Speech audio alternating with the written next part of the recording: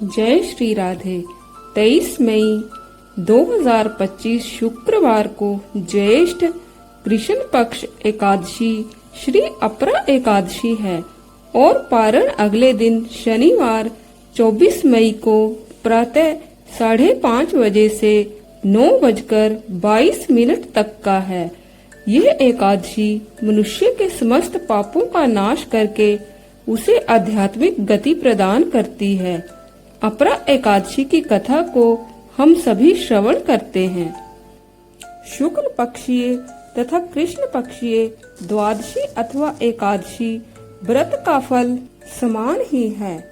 जैसे कि सफेद तथा काला तिल जिस प्रकार बराबर पवित्र होता है एवं सफेद गाय एवं काली गाय दोनों ही बराबर पूज्य होती हैं तथा दोनों गायों का दूध बराबर पवित्र होता है एवं चंद्र ग्रहण और सूर्य ग्रहण बराबर पुण्य देने वाला होता है।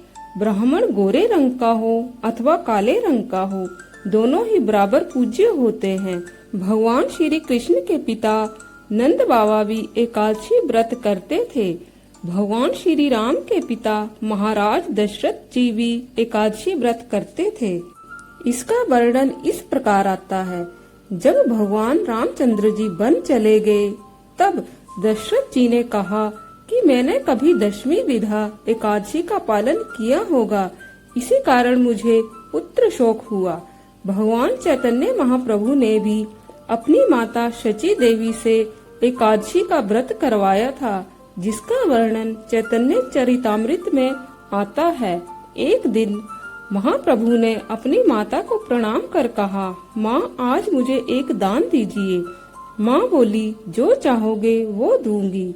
प्रभु ने कहा, एकादशी का व्रत करो। माँ ने कहा, बहुत अच्छी बात है। तब से माँ शची ने एकादशी व्रत शुरू कर दिया। एकादशी भगवान की बहुत ही प्यारी है, जो कि भगवान अपनी माता से, अपने पिता से तथा अपने भक्तों से सभी से करवाते हैं। देवपुराधिपति महाभागवत रुकमांद ने अपने राज्य में एक सुंदर पुष्प उद्यान लगाया। वह उद्यान इतना मनोरम था कि लोगों के लिए वह एक दर्शनीय स्थल बन गया।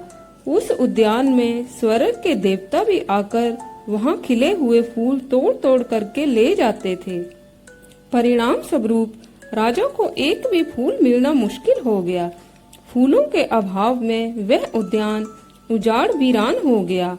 उद्यान की ऐसी दशा देखकर राजा बहुत उदास हो गया। राजा ने चौकीदारों की संख्या बढ़ा दी, किंतु फूलों की चोरी होती रही। कोई ठोस परिणाम नहीं निकला। इसके अतिरिक्त अन्य बहुत सारे उपाय किए, लेकिन कोई प्रभाव नहीं पड़ा, क्योंकि फूलों की चोरी करने वाले मनुष्य तो थे ही नहीं कि पकड़ में आ सके। वे तो थे स्वर्ग के देवी देवता और अप्सराएं, इसीलिए वे पकड़ में नहीं आ सके। अंत में राजा ने अपने कुल पुरोहित से इसके समाधान के लिए कुछ करने की प्रार्थना की। कुल पुरोहित ने इसका समाधान बताते हुए कहा कि यदि उद्यान के सभी पौधों के ऊपर भगवान विष्णु का चरणोदक संध्या के समय छिड़क दिया जाए तो संभव है कि चोरों को पकड़ा जा सकेगा। रात्रि होने पर स्वर्ग के देवी देवता एवं अप्सराएं रोज की तरह उस उद्यान में उतर आए। उनमें से एक देवी का पांव पौधों के ऊपर छिड़के चरणोदक के ऊपर जैसे ही पड़ा, उसके संपूर्ण पुण्य उसी समय नष्ट हो गए और वह चिल्ला उठी। उसके वापस जाने की सारी शक्ति भी छीन हो गई। देवता एवं देवियां उसे असहाय अवस्था में छोड़कर वापस स्वर्ग चले गए। वह बेचारी अकेली रह गई, क्योंकि पुण्यों के समाप्त हो जाने से वह उड़ान नहीं भर सकी तथा वह स्वर्ग वापस भी नहीं जा सकी। अपने साथियों के बिछुड़ जाने पर तथा इस मृत्यु लोक में व्याप्त जरा, व्याधि आदि दुखों के बारे में सोचकर कि हाय, मुझे इस मृत्यु लोक में रहना पड़ेगा, दुखी होकर रोने लगी। प्रातः होते ही उद्यान के चौकीदारों एवं मालियों ने उसे देखा कि वे दिव्य तेज एवं अद्वितीय रूप को देखकर आश्चर्यचकित हो गए। उन्होंने राजमहल में राजा को खबर कर दी। राजा वहां आया। उसने भी उस देवी को देखा उसके अलौकिक रूप को देखते ही उसके प्रति दुर्गा, लक्ष्मी, सरस्वती आदि देवियों की कल्पना कर बैठा तथा उसे नमस्कार किया। उसे रोते हुए देखकर राजा को बड़ी दया आई। राजा ने पूछा, देवी आप क्यों रो रही हैं? आपको क्या कष्ट है? उस देवी ने सारा वृत्तांत कह सुनाया और कहा कि मैं स्वर्ग वापस जाना चाहती हूँ, क्योंकि मनुष्य लोक में बुढ़ापा बड़ी जल्दी आ जाता है। शरीर हमेशा ही रोगग्रस्त रहता है। विषय भोग भी इच्छा भर भोगा नहीं जा सकता। यदि आपकी प्रजा में कोई भी स्त्री अथवा पुरुष मुझे अपनी एक एकादशी का फल दान दे देगा तो मैं वापस जा सकती हूँ। एक एकादशी के फल से मैं एक कल्प काल तक स्वर्ग का दिव्य सुख भोग सकती हूँ। राजा रुक्मांगद को एकादशी के बारे में कुछ पता नहीं था। उसने अपने राजगुरु से पूछा तो उन्होंने भी अनभिज्ञता प्रकट की और कहा, इस एकादशी व्रत के बारे में मैं भी आज ही सुन रहा हूँ। जब कुल गुरु को ही पता नहीं तो भला प्रजा को कैसे पता होगा। राजा ने अपने नगर में ढिंढोरा पिटवा दिया कि जो नागरिक एक एकादशी व्रत का फल देगा उसको इनाम दिया जाएगा। जब 3-4 दिन तक कोई भी नागरिक आगे नहीं आया तो इनाम की राशि बढ़ाते बढ़ाते आधा राज्य तक कर दी, किंतु परिणाम अनुकूल नहीं आया। अंत में एक दिन उस नगर में एक सेठ के घर की नौकरानी घर के कार्य करने में कुछ अपराध कर बैठी तो सेठानी ने दंड देने के लिए उसका भोजन बंद करा दिया। संयोग से उस दिन दशमी का सायंकाल का समय था। उस नौकरानी ने रूठकर न तो दशमी की रात्रि को भोजन किया और न ही एकादशी को। द्वादशी के दिन कहीं भूख के मारे मर ना जाए, इसी भय से उसे सुबह के समय भोजन करा दिया गया। इस प्रकार से उसका संयोग से अनजाने में एकादशी व्रत हो गया।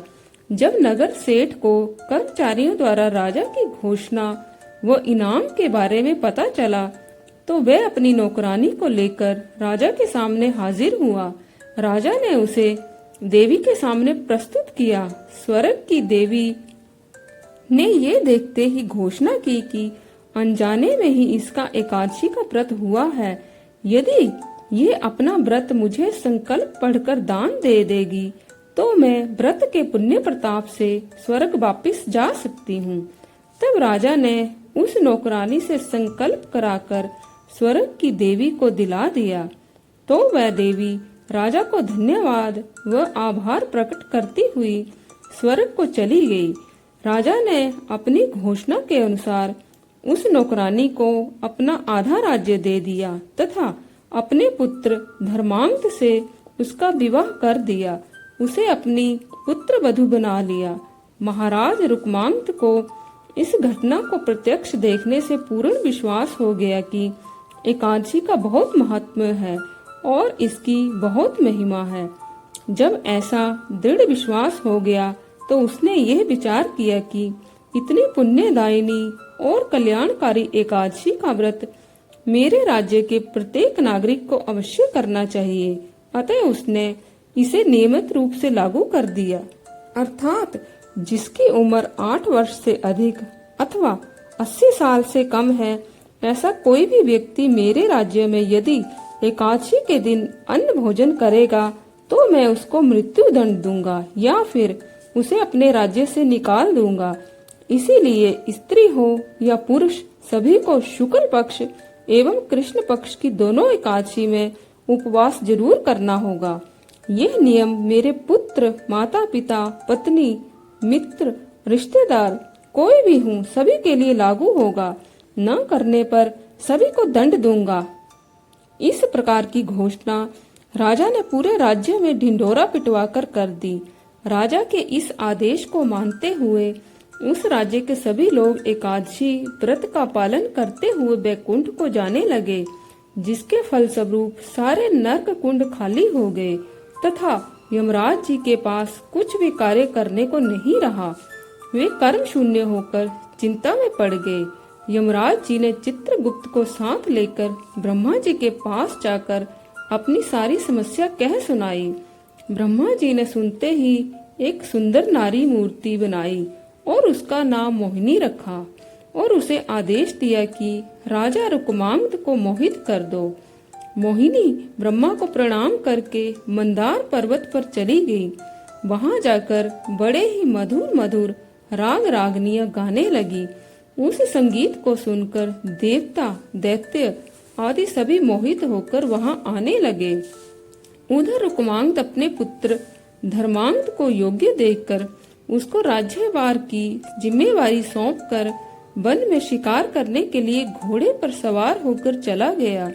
चलते चलते 108 योजन लंबा रास्ता पार करके घने वन में वामदेव मुनि का दर्शन एवं सत्संग किया। कुछ देर बाद वामदेव मुनि ने कहा, राजन, पूर्व जन्म में आप शूद्र थे। आपकी पत्नी बड़ी दुष्टा थी, जिस कारण आप बड़े ही दरिद्र थे। उसी जन्म में एकादशी का व्रत करने के कारण इस जन्म में आप राजा बने एवं अपार धन संपत्ति के मालिक बने। वामदेव से विदाई लेकर मंदार पर्वत पर शिकार करने गया। उसको वहां वह दिव्य संगीत सुनाई दिया, जिसको सुनकर वन के पशु पक्षी भी मुग्ध होकर उधर ही खींचे चले आ रहे थे और वहां मेला लगा हुआ था। देवता वो दैत्य भी मंत्र मुग्ध होकर सुन रहे थे। राजा भी वहां गया। वहां जाकर देखा कि संगीत गाने वाली पिघले हुए सोने के समान स्वर्ण वर्ण वाली बहुत ही सुंदर नारी है। उसे देखकर राजा भी मोहित हो गया। उसे अपनी पत्नी के रूप में उसे प्राप्त करना चाहा। तब मोहिनी ने कहा, महाराज, मैं ब्रह्मा की पुत्री हूँ तथा आपकी महिमा सुनकर आपको पति रूप में पाने की इच्छा से मैं भगवान शंकर की उपासना कर रही थी। आज मेरी उपासना पूर्ण हुई है। महाराज ने उसके साथ गंधर्व विवाह किया और कामवश अपने हाथों में हाथ डालकर राजा ने मोहिनी से कहा कि आप जब भी जो इच्छा करेंगी मैं आपकी इच्छा अवश्य पूरी करूंगा। राजा रुक्मांगद उस मोहिनी के साथ विषय भोग करने लगा। इस प्रकार 8 साल निकल गए, किंतु उसने एकादशी का व्रत करना नहीं छोड़ा। राजा की इच्छा हुई कि अब मैं कार्तिक महीने का व्रत करूंगा। उसने मोहिनी से कहा कि मैं तुम्हारे साथ विषय विलास को छोड़कर कार्तिक महीने का व्रत करूंगा। आप मुझे अनुमति दें।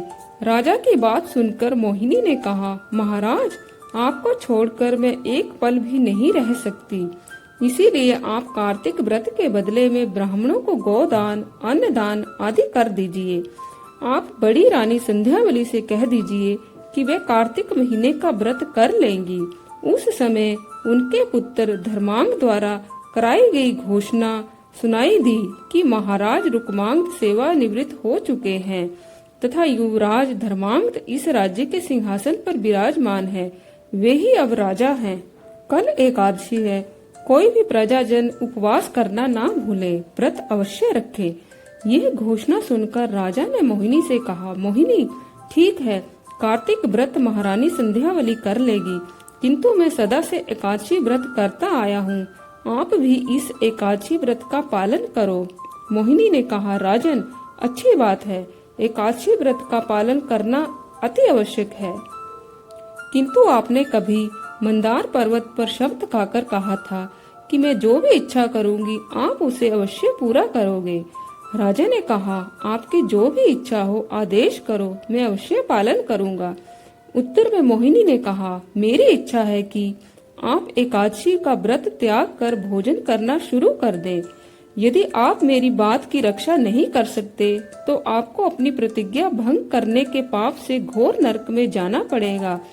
राजा ने कहा, कल्याणी, आप मेरा एकादशी व्रत ना तोड़ो। इसके बदले में आपकी जो इच्छा हो मांग लो, मैं उसे पूर्ण करूंगा, क्योंकि मैंने स्वयं ही एकादशी व्रत के पालन के लिए सारे राज्य में नियम बनाया और विचार किया कि कोई अन्न नहीं खाएगा। अब मैं स्वयं उसके विपरीत आचरण करके अपनी बात से कैसे मुकर जाऊं? और सुन लो, यदि इंद्र भी तेजहीन हो जाए, समुद्र भी सूख जाए, अग्नि अपनी उष्णता त्याग दे, फिर भी मैं एकादशी का व्रत त्याग नहीं करूंगा। राजा की बात सुनकर मोहिनी क्रोध से जल उठी और कहा, मेरा वाक्य टालने पर आप धर्म भ्रष्ट हो जाएंगे। मैं भी अपने पिता के पास चली जाऊंगी। ऐसा कहकर मोहिनी चलने को तैयार हुई। उसी समय पुत्र धर्मांग ने रोक लिया। मोहिनी माता से सारी घटना सुनी और राजा से कहा, पिताजी, आप मोहिनी माता की इच्छा पूरी कर दीजिए। धर्मांग की बात सुनकर राजा भयंकर क्रोध में भर गया और कहा, मोहिनी मर जाए या चली जाए, मुझे इसकी कोई परवाह नहीं। मैं एकादशी व्रत को नहीं छोड़ूंगा। धर्मांग ने अपनी माता संध्यावली से कहा, आप मोहिनी माता को समझा बुझाकर शांत करो।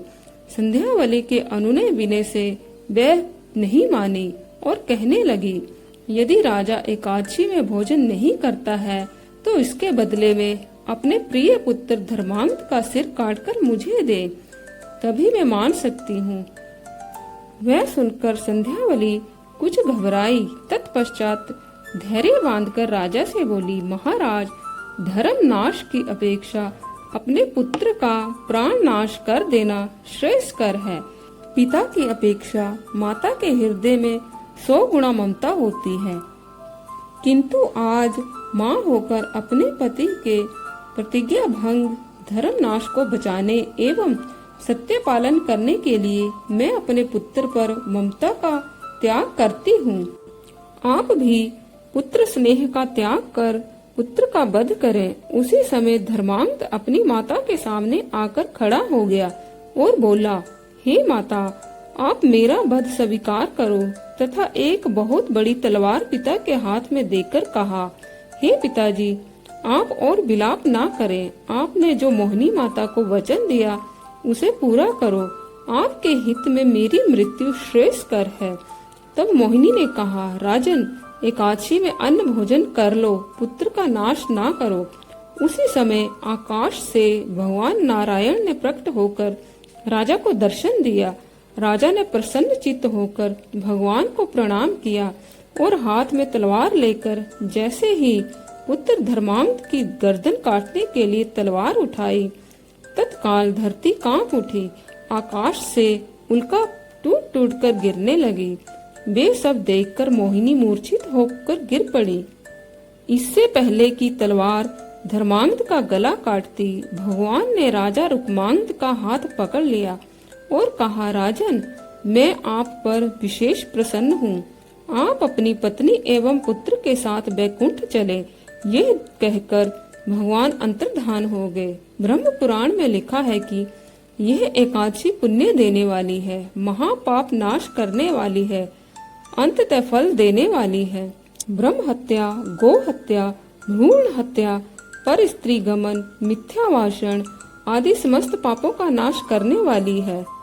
पुष्कर तीर्थ स्नान, प्रयाग स्नान, शिवरात्रि व्रत, गया जी में पिंडदान, सिंह राशि में बृहस्पति की स्थिति में गोमती नदी में स्नान, कुंभ पर्व में केदारनाथ दर्शन, बद्रीनाथ धाम यात्रा दर्शन और सेवा, सूर्य ग्रहण में कुरुक्षेत्र स्नान, हस्ती, अश्व, गाय, स्वर्ण तथा भूमि दान का जो फल है वह सब अपरा एकादशी के पालन से अपने आप ही मिल जाता है। इसका महात्म्य श्रवण करने से पुण्य प्राप्त होता है। तो भक्तों, आज के लिए बस इतना ही। कल फिर आपसे भेंट होगी। तब तक के लिए जय श्री राधे।